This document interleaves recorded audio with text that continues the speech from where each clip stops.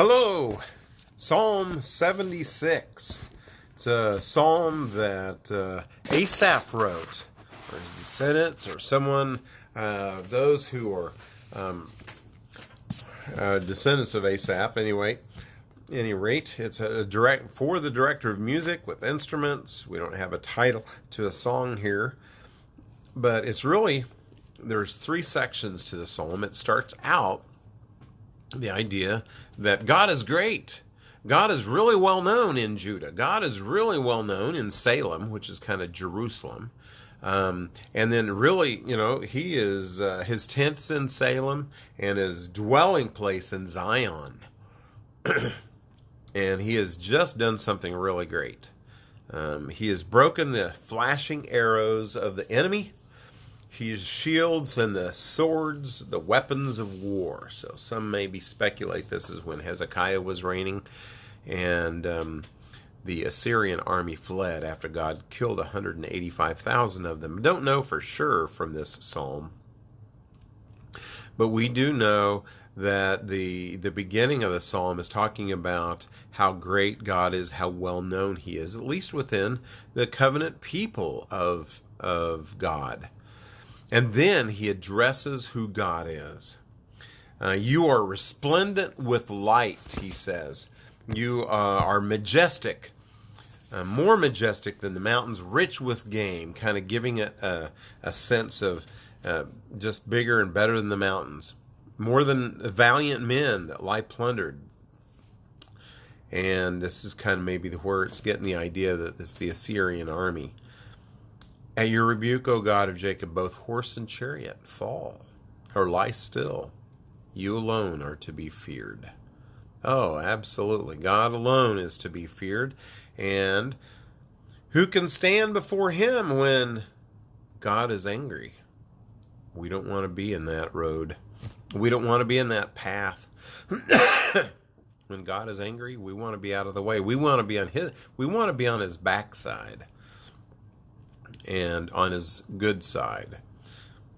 From heaven he has pronounced judgment, and the land feared and was quiet. When you, O God, rise up to judge, to save all the afflicted of the land. Surely your wrath against men brings you praise, and the survivors of your wrath are restrained.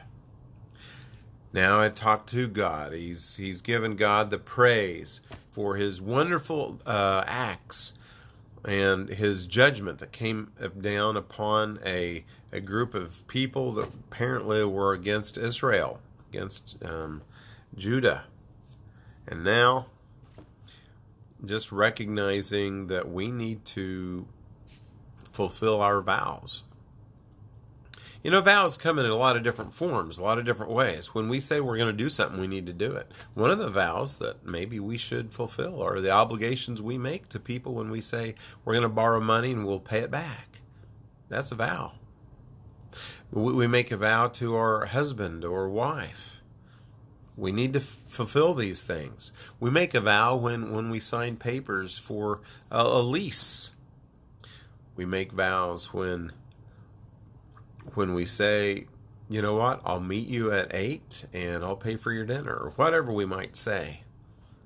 He says in the last two verses, make vows to the Lord your God and fulfill them, and let all the neighbor lands bring gifts to the one to be feared. He breaks the spirit of rulers. He is feared by the kings of the earth. It's unfortunate. A lot of people don't fear God. A lot of people deny his existence. A lot of people don't want to be anything to do with them, and they'll get their wish. It's just unfortunate. We should bring him praise and honor him with our mouth and with our actions. I thank the Lord for what he's done for me and the protection he has given me. And I thank the Lord for what he has done, the protection he has given Israel throughout the years and even now. And what he has done and for all those people that have made a covenant with God by believing in his Son. Those are truly his holy people, his holy nation, and his family. Pray that we can be on his good side. And anger is not a good thing when it comes from God. It's pretty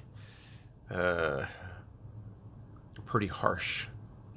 And I'm sure glad Jesus took God's anger for me while on the cross. Well, be blessed. Have a great day, and tune in next time for the next psalm.